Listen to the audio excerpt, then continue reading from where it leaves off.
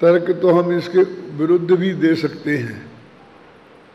एक आदमी के दो बेटे हैं और दोनों, एक बहुत होशियार है, फर्स्ट क्लास फर्स्ट पास होता है, और दूसरा 3-3 साल में एक क्लास पास करता है। सगे भाई हैं दोनों। तो हम उस अच्छे बेटे की बहुत प्रशंसा करते हैं और छोटे को कोसते ही रहते हैं, उसे भला बुरा कहते रहते हैं। लेकिन जब हम देखते हैं तो कहते हैं ना, खोटा बेटा खोटा दाम और समय पड़े पे आवे काम। वो अच्छा बेटा तो पढ़ लिख के तैयार हो गया और एकदम फिर सीधा अमेरिका चला गया, वहाँ बहुत अच्छी नौकरी मिल गई, लाखों रुपए महीना कमाने लग गया। और दूसरा वो जो था ना 3-3 साल में पास होता था, वो घर पे ही रह गया। अब बोलो काम कौन आएगा? जब तुम बीमार पड़ोगे तो अस्पताल कौन ले जाएगा? वो अच्छा बेटा कि वो अयोग्य बेटा? कौन ले जाएगा बोलो? वो तो मरने के बाद आएगा। क्यों? क्योंकि बार बार तो आ नहीं सकता।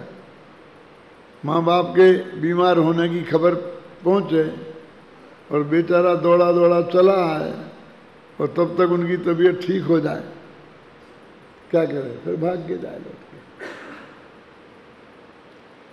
ये सत्य घटना है।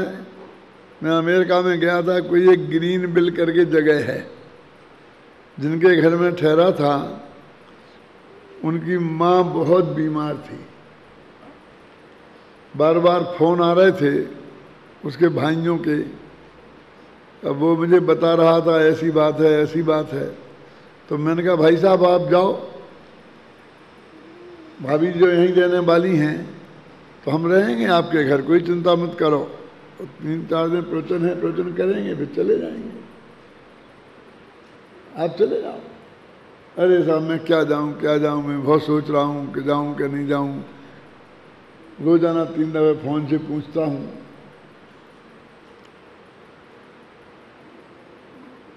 फिर कहते हैं अभी तबीयत थोड़ी ठीक है, फिर कहते हैं खराब हो रही। ऐसा ऐसा चलता है। 3 दफे गया ऐसे ऐसे में, लेकिन कुछ नहीं हुआ, लौट के आ गया। कुछ नहीं हुआ का मतलब समझे? मैंने वो सिर्फ इसलिए आता है बार बार कि आके निबट जाएगा मामला और यहाँ वो ठीक हो जाती है तो फिर वापस चला जाता है। अब वो सोच रहा है कि जब बिल्कुल फाइनल हो जाए कि मरना ही है तब जाऊंगा। वो इसलिए रुक रहा था, वो हमारी वजह से नहीं रुक रहा था। आखिरकार हमने धक्का लगा के भेज आई और वो आया, तब तक माँ मर चुकी थी, समझे ना। एक दिन रखकर उसे जला भी दिया गया था। तो बोलो समय पे कौन काम आएगा? तुम इस राग द्वेष को इतना बुरा कह रहे हो ना, और संबंध ज्ञान चरित्र को इतना अच्छा कह रहे हो। बुरे समय में बुरे ही आदमी काम आते हैं, अच्छे काम नहीं आते हैं, ख्याल में है ना। तर्क तो दुनिया में कैसे ही दिए जा सकते हैं, लेकिन यहाँ तो ये कहा जा रहा है कि जैसे पुत्र का जन्म तो एक सा ही होता है, उसकी जो विधि है वो एक सी ही है, लेकिन किसी लड़की के शादी होने के पहले बच्चा हो जाए तो क्या हालत होती है बोलो। शादी होने के बाद हो तो उसके गर्भ में आते ही बच्चे के घर घर में खुशियां खुशियां खुशियां हो जाती हैं। फिर 8वां मनाया जाता है, सैकड़ों हजारों रुपए खर्च किए जाते हैं, 100-200 आदमी को भोजन कराया जाता है, गाजे बाजे बजाए जाते हैं। और फिर जब बच्चा हो जाता है तो सब नाचते गाते हैं, और कोई आता है घर पर तो माँ बड़े गौरव के साथ उस बच्चे को उसकी गोद में रख देती है, और वो 100-200 का नोट जो कुछ देना होता दे देता है, चलता है ना। लेकिन वही बच्चा शादी के पहले हो जाए तो गर्भ में आते ही मातम मनाने लगते हैं कि हाय राम ये क्या हो गया, ये गर्भपात हो जाए तो अच्छा है, और कुछ नालायक तो करा देते हैं। क्यों? बच जाए तो जन्म की खुशी कोई नहीं मनाता, उसका 8वें का कोई इंतजाम घर वालों से नहीं किया जाता, और कोई घर में आए तो उसकी गोद में बच्चा गौरव के साथ रखा नहीं जाता। तो ये इतना अंतर किस बात का है?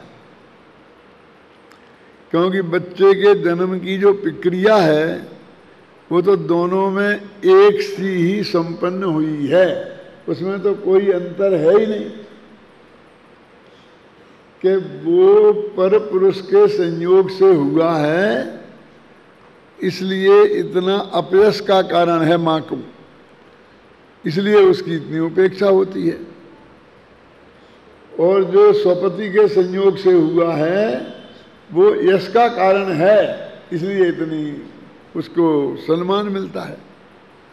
ऐसे ही ये राग देश मोह पर लक्ष्य से उत्पन्न हुए हैं, इसलिए इनकी इतनी निंदा होती है। और सम्मा दर्शन ज्ञान चारित्र अपने आत्मा के आश्रय से उत्पन्न होते हैं, उसका ज्ञान, उसका ध्यान, उसका श्रद्धान करने से होते हैं, इसलिए उनका इतना सम्मान है।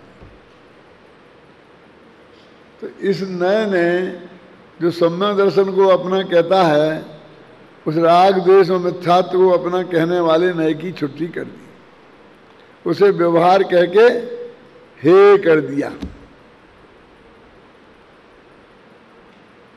अब ये सम्यक दर्शन ज्ञान चात्र तो बढ़िया चीज है ना, ये तो अपनी है, ये क्या अधूरी अधूरी, मजा नहीं आया। मैं तो परिपूर्ण तत्व हूं, मैं तो अनंत आनंद और ज्ञान का घनपिंड हूं। ये थोड़ा सा एक क्षण का अतीन्द्रिय आनंद 6 महीना में एक आध दफे हो जाए आत्मा के अनुभव के काल में, क्यों? इतने से क्या होता है?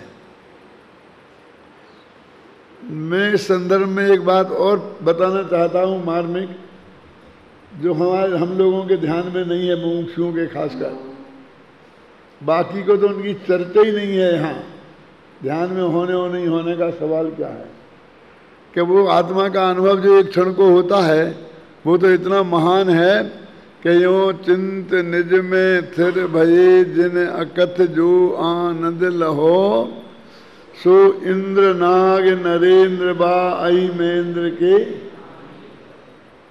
तो 6 महीना में एक आध मिनट को एक आध समय को होगा, मिनट तो कहाँ की बात है, बहुत अल्पकाल में होता ना। और बाकी के टाइम बोलो, बाकी के टाइम अनंत दुख।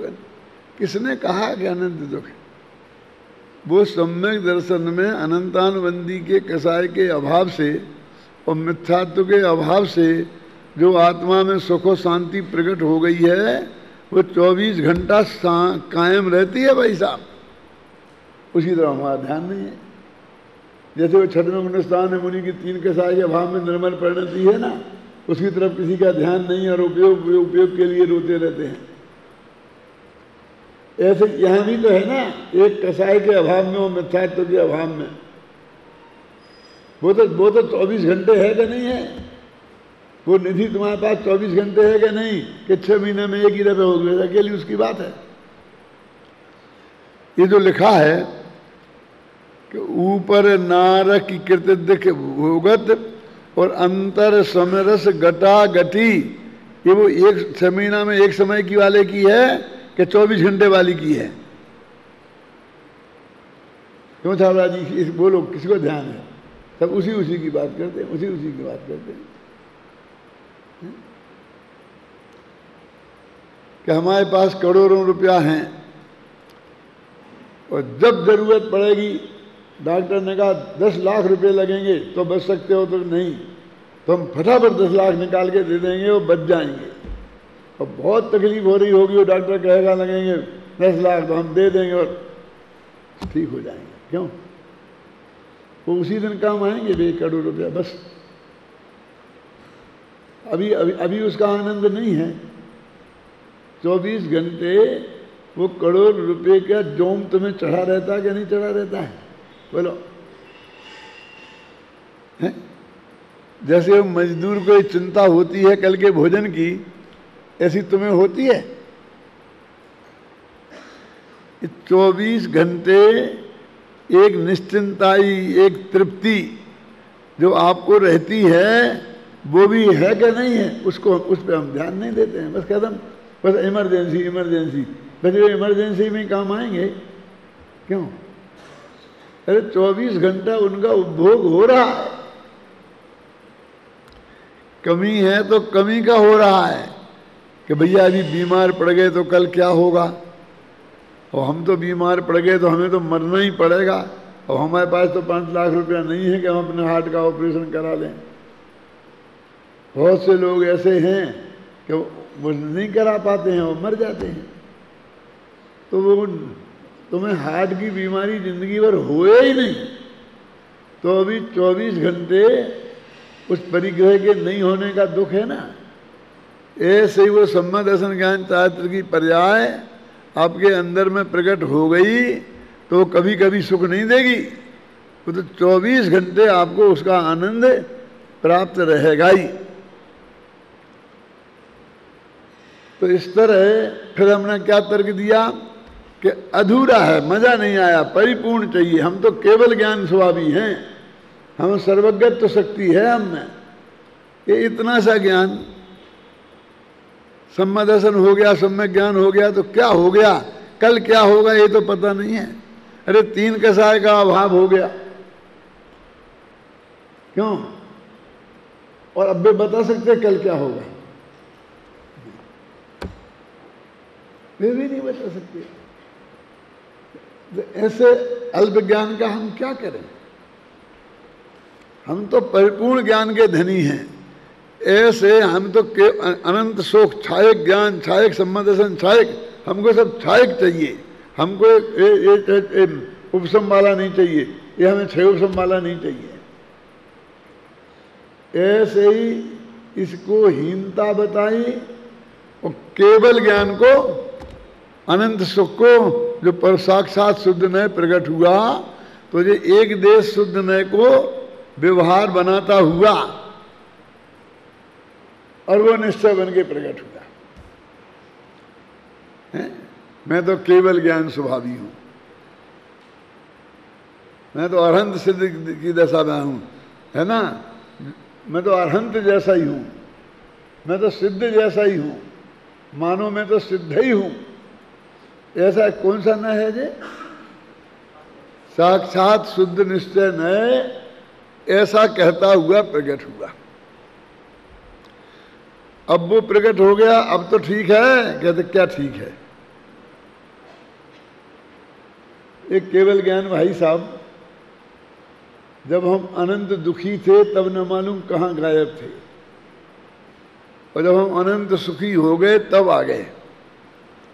लोक में एक रिवाज है कि हमारा कौन, जो हमारे सुख दुख में साथ दे वो, है ना। ये नियम है कि नहीं नियम है? हम अपना व्यवहार में भी ऐसा ही करते हैं। कोई आदमी, हमारे यहाँ कोई तकलीफ हो गई, कोई मर गया, कोई बीमार हो गया, तो वो आता है, पूछने आता है मेरे लायक सेवा बताओ, करता कि नहीं करता? वही अपना है। अगर हमारे यहाँ शादी है, विवाह है, अच्छा फंक्शन है, तब भी वो आता है। तो हमारे सुख दुख में जो साथ रहे वो अपना। लेकिन कदाचित ऐसा हो जाए कि वो सुख में ना आ सके, शादी विवाह में नहीं आ सके, लेकिन दुख में तो आना ही चाहिए।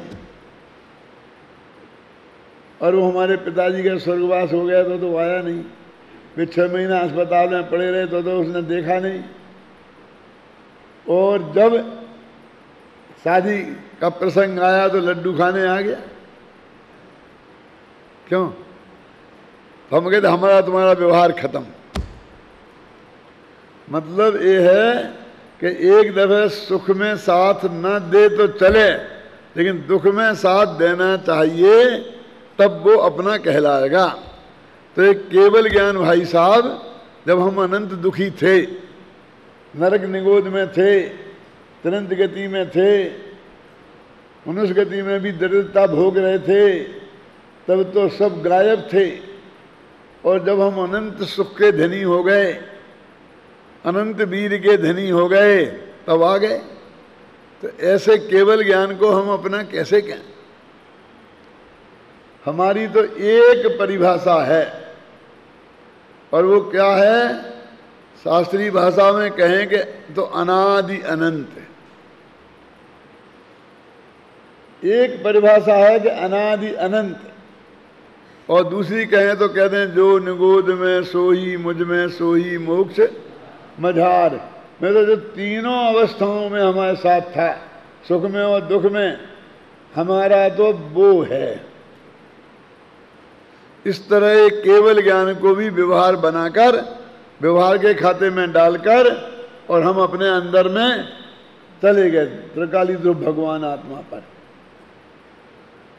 जरा विचार करें हम गंभीरता से कि ये निगोद से लेकर और सिद्ध दशा तक ये सब पर्याय हैं, और ये एक एक समय में बदलने वाली हैं। इसी चर्चा अपन ने कल थोड़ी की थी ना, है याद? कि एक एक समय में बदलने वाली हैं, गारंटी से।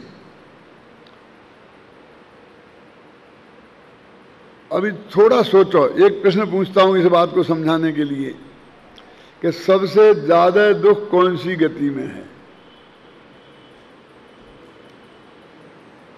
सोचो, अंदर से सोचो, अपने मन में सोचो, फिर मैं जो जवाब दूंगा उससे अपने मन का जवाब मिलान कर लेना। ज्यादातर लोग कहते हैं कि नरक गति में, ठीक है, क्योंकि उसके दुख हमने पढ़े हैं छड़ाला में। इतनी गर्मी कि मेरू समान लोहे गल जाए। क्या?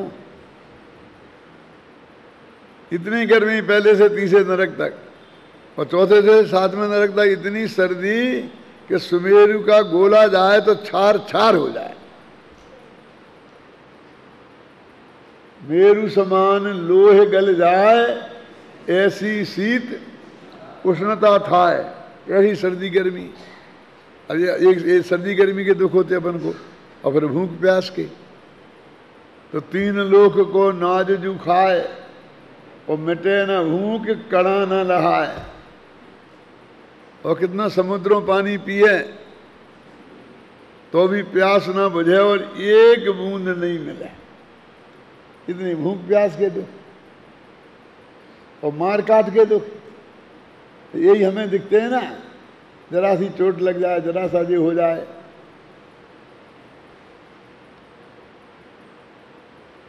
तो हमें सबसे ज्यादा दुख नरक गति में दिखाई देते हैं। नरक गति देखी नहीं है किसी ने, गए तो कई दफे गए होंगे, लेकिन अभी याद कुछ नहीं है। क्यों? देखी तो है लेकिन अभी याद नहीं है। अभी तो हमें छड़ाला से ही काम चलाना पड़ेगा है? और कभी कभी तो हम कहते ही, कुछ लोग कहते किसने देखे हैं ही नहीं, जबरदस्ती डरा रहे, हमें धमका रहे। ये पंडित लोग नरक में जाएगा ये डर दिखा दिखा करके हमें मुफ्त में ही मार रहे, किसने देखे नरक स्वर्ग। कुछ लोग बड़े गौरव के साथ कहते हैं अरे यहीं नरक है, यहीं स्वर्ग है। कह रहा अपन तो पढ़ते हैं ना, अपनी तो श्रद्धा है, लेकिन सबसे ज्यादा दुख नरक गति में नहीं है, त्रिंच गति में है। क्यों? क्योंकि त्रिंच गति में निगोद भी शामिल है। एक इंद्री से लेकर असेनी पंचेंद्री तक सब त्रिंच ही होते हैं। सेनी पंचेंद्री में 4 भेद हैं कि त्रिंच मनुष्य देव और नारकी। तो एक इंद्री को क्या दुख है? एक इंद्री में निगोद भी शामिल है। साधारण वनस्पति ये आलू वगैरह है ना, इसमें एक सुई की नोक पर आलू का दाना निकालो। आलू समझते हैं ना, बटाटा क्या बोलते हो, और क्या क्या नाम लेते हो उसको, अंग्रेजी में क्या कहते हैं, सब समझते हो। इसका मतलब उसका सुई की नोक पर एक दाना निकालो, उसमें असंख्य शरीर, और एक एक शरीर में अनंत जीव एक साथ। कितने दुख हैं, हम तो कुछ दुख पड़े नहीं। बस इतना लिखा कि एक श्वास में 8-10 बार जन्मो मरो भरो दुख बार, बस झगड़ा खत्म। आधी लाइन में लिखा। हम तो ना दुखी देखा नहीं। ये आलू अपने फ्रिज में रखे रहते हैं, कितनी बढ़िया एयर कंडीशन में। अपने यहाँ गर्मी में मरते रहते हैं उन आलूओं को खाने वाले, और बे ठंडक में रहते हैं ना। आपने देखा नहीं है, इनके लिए ऐसे हॉल बनाए जाते हैं, और बिल्कुल एयर कंडीशन, उसमें तुम चले जाओ और 1 घंटा रुक जाओ तो जम जाओ, इतनी अधिक सर्दी होती है। अमेरिका में बहुत बहुत बड़े सब्जी के भी होते हैं मार्केट, तो फुल एयर कंडीशन, और वो ऐसे ठंडे होते हैं कि आप 8 घंटा वो सब्जी लेने जाओ तो धूजने लगते हो। ये तो बाहर की हालत है जहाँ वे रखी रहती हैं बेचने के लिए, लेकिन जहाँ उनका स्टोरेज होता है उसमें तो आप 2 मिनट खड़े नहीं रह सकते। अब राजू उन्हें बर्फ जम जाता है। जैसे फ्रिज में 2 खाने होते हैं ना, एक अलग तो दूसरा ऊपर क्या कहते हैं उसे, फ्रीजर, ऐसा होता है। तो आलू कितने आनंद में रहते हैं, कहाँ गर्मी सर्दी के दुख है। और बराबर हरा भरा 6 महीना तक रखा रहता है कि भोजन की कमी होती तो मर जाता ना, मरता ही। कहे तुम दुख हैं निगोद में, लेकिन भाई साहब फिर भी निगोद में ज़्यादा दुख है, ये सारी दुनिया मानती है। क्यों? क्योंकि वहाँ एक श्वास में 18 बार जन्मना पड़ता है और 18 बार मरना पड़ता है। अब तो कुछ लोग कहने लगे कि ये भी गलत है, ये तो न मालूम कहाँ का क्या है, वो तो और भी ज़्यादा कम उम्र उनकी होती है। इतना ही मान लो, अपन पैदा भयो मरी, पैदा भयो मरी, तो सबसे ज़्यादा दुख काय में है, जन्मने में और मरने में। इसलिए तो निगोद में ज़्यादा दुख कहलाया ना, दूसरा तो कोई दुख है नहीं। अब हमने पर्याय में अपनापन किया। देखो एक श्वास में 18 बार जन्मे और 18 बार मरे, एक श्वास में समय कितने होते हैं? अन्ना जी इतना पढ़ाते हैं तो कुछ ना कुछ अंदाजा तो लग गया होगा। असंख्य समय हो जाएंगे ना, तो वे तो 18 बार जन्मे मरे, और हम वो पर्याय तो असंख्य बार बदल जाती है। सावरा जी ख्याल में आए ना? तो जितना निगोद में दुख हुआ एक श्वास में 18 बार में, और इसमें असंख्य बार, इतने जल्दी जल्दी मरना और जीना पड़ेगा। पर्याय का नाश होगा, दूसरी आएगी, पर्याय का नाश होगा, भले ही वैसी ही आ जाए, चाहे वो अनंत हो सिद्ध हो, कोई पर्याय हो, वो एक समय से ज्यादा नहीं टिकती है। अब उस पर्याय में हमने किया अपनापन, तो हमें प्रति समय मरने का अनंत दुख होगा। बोलो, अब उससे भी ज्यादा दुख हुआ ना पर्याय में एकत्व बुद्धि का। हमारा भगवान आत्मा है, उसमें द्रव्य गुण पर्याय में है, गुण पर्याय द्रव्यम। अब उसके 2 पक्ष हैं, एक द्रव्यार्थिक न्याय का, एक पर्यार्थिक न्याय का। तो पर्यार्थिक न्याय का पक्ष है कि प्रति समय बदलना, और दिव्यार्थिक न्याय का पक्ष है कि कभी नहीं बदलना। यही है ना। बोलो अपना आत्मा कितना पुराना है? क्या मेरा आत्मा कितना पुराना है बता सकते हो? जितना तुम्हारा, जितना अरहंत भगवान का, जितना सिद्ध भगवान का, क्योंकि सब अनादि के हैं ना। और कब तक रहेगा? जब तक तुम रहोगे, जब तक एक काल द्रव्य के समय रहेंगे।